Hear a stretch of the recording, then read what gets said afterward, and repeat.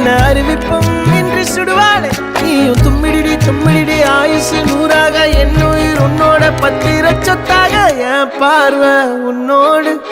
உன் பொம்மை கண்ணோடு பேசாமல் விண்ணோடு